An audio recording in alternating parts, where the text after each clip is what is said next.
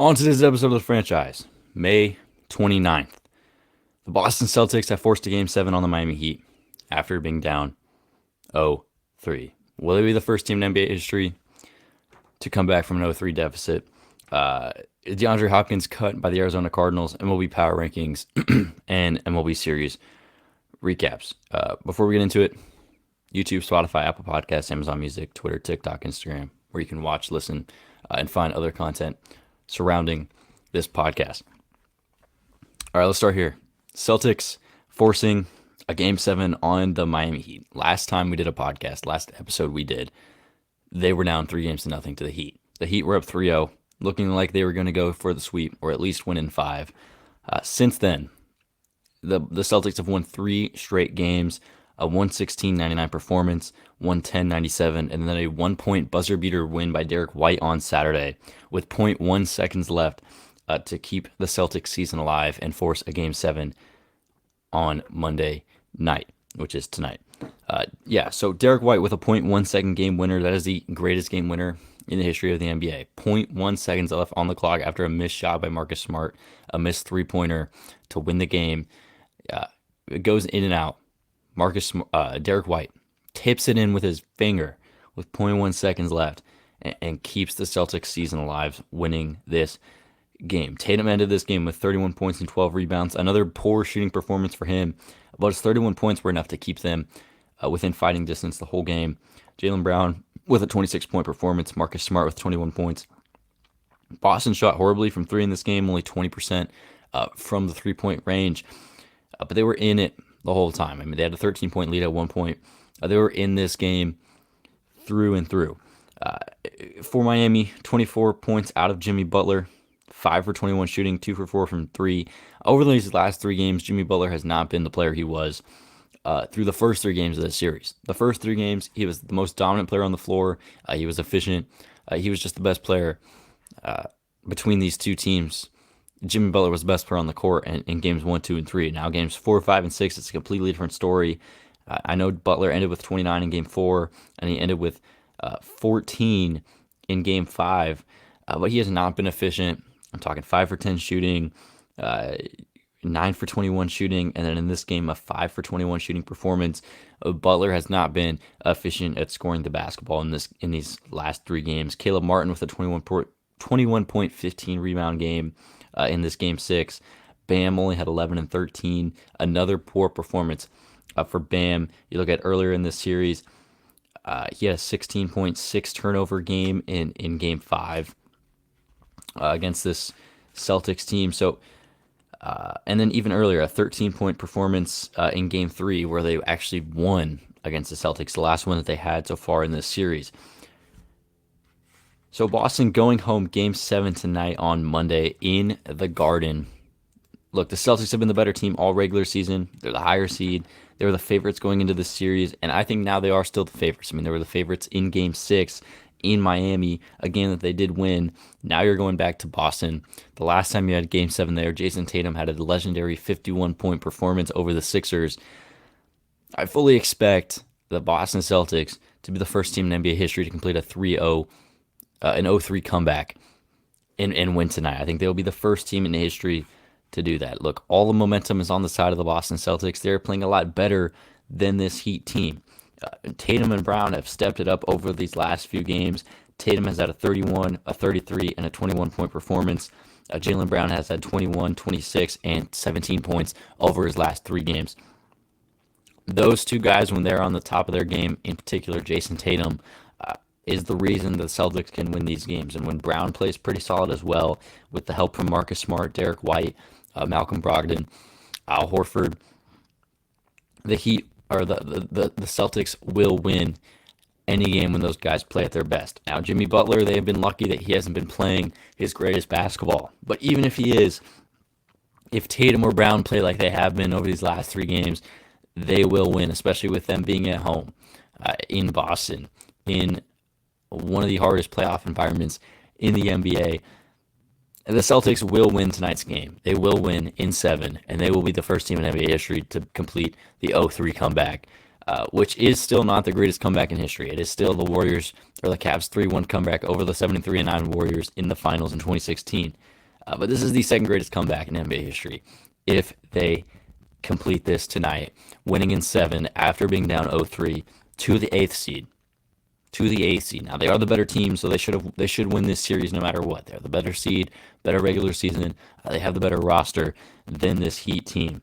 And I think, look, the Celtics are going to have a whole lot better, really going to push the Nuggets a lot more than the Heat will in the NBA Finals. If the Heat make the Finals against the Nuggets after being up 3-0 on the Celtics and losing 3 straight games and forcing in Game 7 and then finally winning, if they play the Heat, if they play the Nuggets, if the Heat play the Nuggets in the Finals, it will be a 4 or 5 game series that the Nuggets will win easily.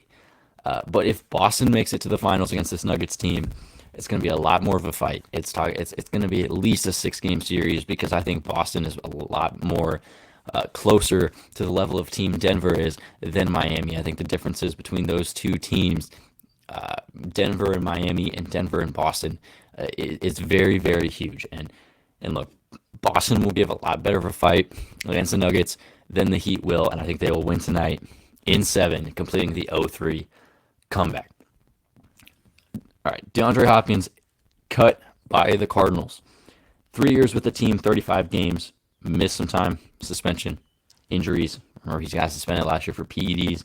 He had 2,696 yards, 17 touchdowns over his 3 years with the team. They made the playoffs once in the 2021 season where they lost to the Rams in the wild card round. But outside of that, not a lot of success here for the Cardinals with DeAndre Hopkins on the team. Now, has nothing to do with him. They had one of the worst head coaches in the league. Kyler Murray injury. Kyler Murray,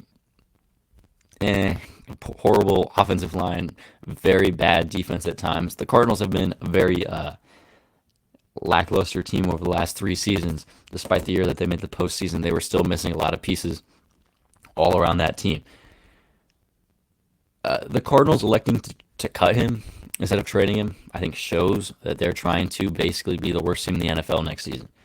Because I think any of the teams that he's going to end up signing with would have definitely and gladly traded a 4th, a 5th, maybe even a 3rd round pick to get him on their team because he is still, when he plays, a top 10 receiver, a top 15 at worst in the NFL. When he is healthy and he's playing on the field, he is still one of the best receivers in the game in terms of his hands, his route running, his speed, his run after catch. He is still one of the most elite receivers in the NFL. And I think there's a lot of teams that would have traded a 3rd, a 4th, a 5th round pick to get him on their team because he is still a true number 1 receiver in my opinion. Now, DeAndre Hopkins, this offseason, he requested a trade. We were wondering what teams he was going to get traded to. Was it going to be the Chiefs, the Bills, the Ravens? Where was he going to go? Now, the whole offseason has been listing teams that and quarterbacks he'd love to play for. And he listed 5 the other week. Josh Allen, Patrick Mahomes, Jalen Hurts, Lamar Jackson, and Justin Herbert. I think the only unrealistic one for him to play with right now is Justin Herbert. They have Keenan Allen, they have Mike Williams, and they drafted Quentin Johnston. That's a very crowded wide receiver room there for the Chargers. And I think the only other unrealistic one, which actually could become a possibility, so it's not super unrealistic, is the Eagles with Jalen Hurts. They have A.J. Brown, they have Devontae Smith, and they have Quez Watkins. I don't think you're going to push Devontae Smith to your 3rd string receiver with, the way he played last season. He still deserves to be that number 2 receiver. So I think out of those 5 quarterbacks he listed, 2 of them are somewhat unrealistic. But the other 3 are definitely possible places he could land. And I think those 3 places that he listed that are realistic, the Bills, the Chiefs, and the Ravens, those are the 3 teams that, one, he needs to try and go to. And that those teams need to try and go out and get his services. Now, I listed 6 teams here that need to go out there and try to get DeAndre Hopkins that are good just matches all around. All right, the top 3 are the Chiefs, the Bills, and the Ravens. For the Chiefs, they have no number 1 wide receiver. Their receiving room right now is Marquez Valdes-Scantling, Kadarius Toney, and Sky Moore. Now, look, Travis Kelce is really the number 1 option on that passing offense for Mahomes. They were the best offense in the league last season without Tyreek Hill, the first year without him. So you you could say that they don't really need DHop because they have Mahomes and they have Travis Kelsey. And look what they did last season without a true number one receiver like a Tyreek Hill. But at the end of the day, you could add a guy like DeAndre Hopkins to add another weapon to this offense, another layer, another piece that teams have to go out there and defend. And that takes a lot of pressure off of Travis Kelsey and moves it over to DeAndre Hopkins. And that opens it up for Kelsey and for D-Hop and for Sky Moore and Kadarius Toney. It opens the offense up for everybody else, adding another guy like that who's a true threat in the passing game for the Chiefs. And he needs to try and go there because they're a Super Bowl contender. They're the reigning champs. That's his best opportunity to go out there and win a Super Bowl. And he's going to be, that's the one team I feel that he's going to actually be the number one wide receiver on that team. He will be the number one in Kansas City if he signs there. The other one is the Buffalo Bills. A lot of rumors about him getting traded there in the offseason. This is another place that I really, really like. And he needs to go to one of these two places, in my opinion, because the Bills adding him would be very, very OP. I mean, Stephon Diggs and DeAndre Hopkins as your 1-2, with Gabe Davis being your 3, and Khalil Shakir being your 4th string receiver, with Dawson Knox, with Dalton Kincaid, who you drafted. Josh Allen would have an abundance of weapons to throw the football to this upcoming season. And then the third team is the Ravens. Lamar Jackson has never had this many weapons as he currently does with Odell, Zay Flowers, Rashad Bateman, Nelson Aguilar, and then Mark Andrews. Imagine adding DeAndre Hopkins to the Odell Beckham Jr., Zay Flowers wide receiver room. You could put one of those guys into the slot, probably Odell, because of his recovering ACLs. Zay Flowers and DeAndre Hopkins are your deep threats, with Rashad Bateman and Nelson Aguilar being your depth pieces in that wide receiver room. I think the Ravens would be a very interesting team to see with DeAndre Hopkins. And then I have 3 other teams here.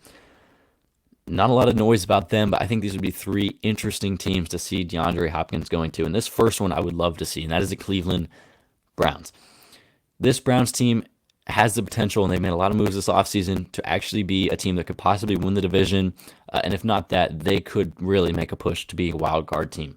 Deshaun Watson, first full offseason, first full season with the Browns. He should be playing every single game this season at quarterback for this team, for the Cleveland Browns. They have Amari Cooper, Elijah Moore, they brought in from the Jets, Donovan Peoples-Jones, and Cedric Tillman, who they drafted in the second round of this year's draft. Nick Chubb is in the backfield, who's the best running back in football, and they have a very good offensive line.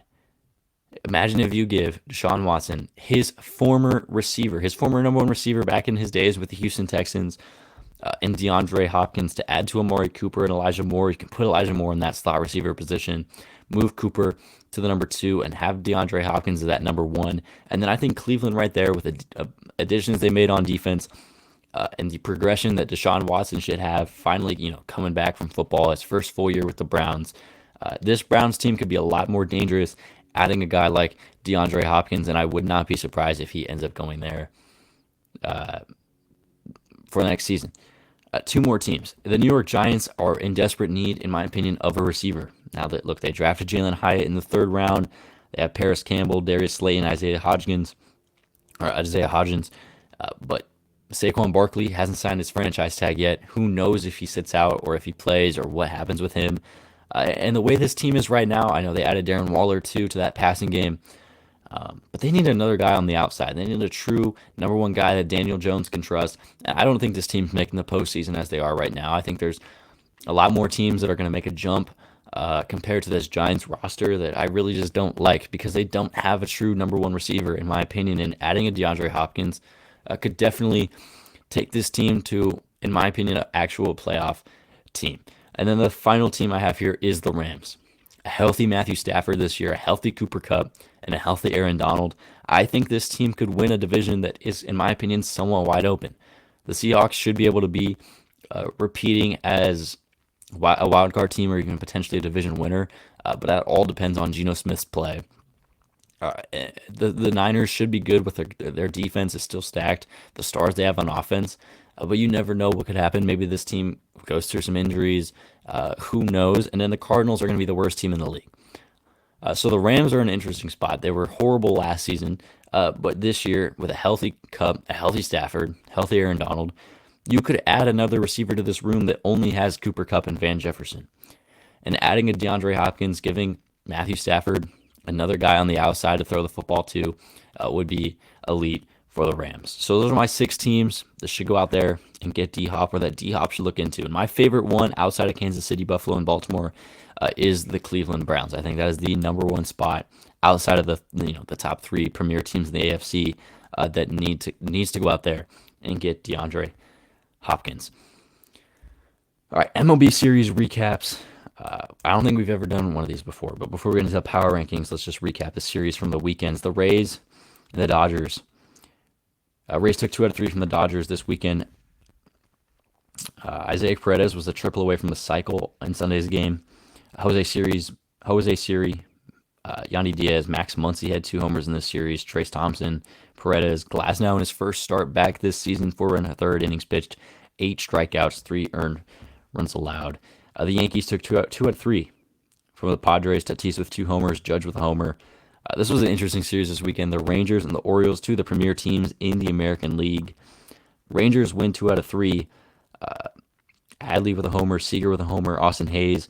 The Orioles in their last 22 games, 13-9 after playing the Braves, Rays, Pirates, Angels, Blue Jays, Yankees, and now the Rangers. You know what? Let's skip this. Let's skip all of these recaps. There's a lot to go through.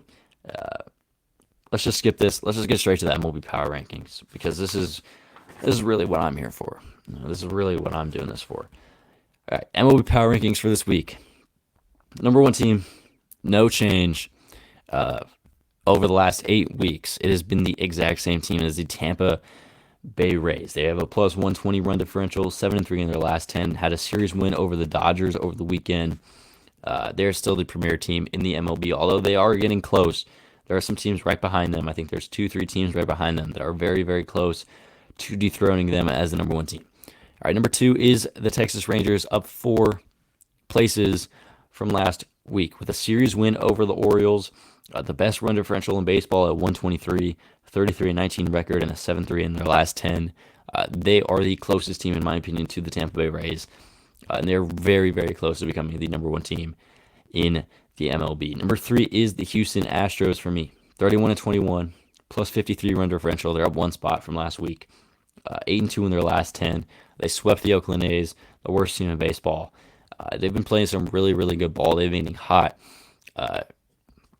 over the last few weeks. Number 4 is the Braves, up a spot from last week, 32-21 on the year, plus 62 run differential, 5-5 in their last 10. Split the series with the Phillies, but with this team is absolutely elite. Spencer Strider, first pitcher to 100 Ks this season. Acuna's on an MVP campaign. This Braves team is absolutely elite. Number 5 is the Orioles.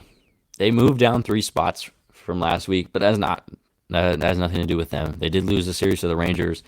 But with the way the Braves, the Astros, and the Texas Rangers have been playing, the Orioles have to move down. They're 34-19, a plus 34 run differential, 6-4 in their last 10. And like I said, they're 13-9 in their last 22 games against some of the best teams in baseball. And I think, look, the Orioles are one of the best teams in the MLB right now.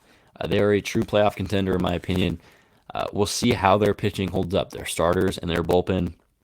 But the way this offense has been playing with Adley Rutschman, Austin Hayes quietly having an elite season at the plate, and then also Cedric Mullins, this Orioles offense and this Orioles team, with their pitching is really, really good right now, surprisingly. They are the 5th best team in baseball. Number 6 is the Dodgers, moving down 3 spots. They did lose the series to the Rays, 32-22, plus 50 run differential, 4-6 in their last 10. They're still an elite team despite their struggles over the last week. The Yankees, no change from last week. They stay at number 7, 32-23 on the year, 7-3 in their last 10. Won the series over the Padres over the weekend. The Diamondbacks stay here at number 8, no change from last week, 30-23, plus 11 run differential, 6-4 in their last 10. Split the series, I believe, with the Boston Red Sox. Actually, I think they lost the series to the Red Sox. Number 9 is the Red Sox. 28 and 25, plus 11 run differential, 5 and 5 in their last 10. They did get swept by the Angels earlier in the week, but took 2 out of 3 from the Diamondbacks. This Red Sox team surprisingly is very, very good. I thought they were going to be horrible, but they have had a very great start, very great 2 months to this season. And then number 10 for the first time in the top 10 this year is the Seattle Mariners. They have finally, kicked it into gear. Julio is playing some good baseball now. Luis Castillo is one of the most dominant pitchers in the American League. They're 28 and 25, 7-3 in their last 10, with a series win over the Pirates over the weekend. 11 is Brewers. They are up 1 spot. Marlins are at 12, up 4. The Angels move down 3 spots to 13. Giants are up 3 spots to 14. Blue Jays stay put at 15. They have been absolutely horrible over the last 2 weeks. They have been atrocious.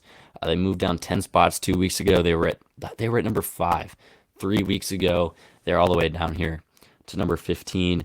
The Twins are at 16, moving down 3 spots again. This AL Central is a mess. We'll have to go over that at some point over this week. The AL Central is a horrible division right now. I mean, it is the worst division in baseball.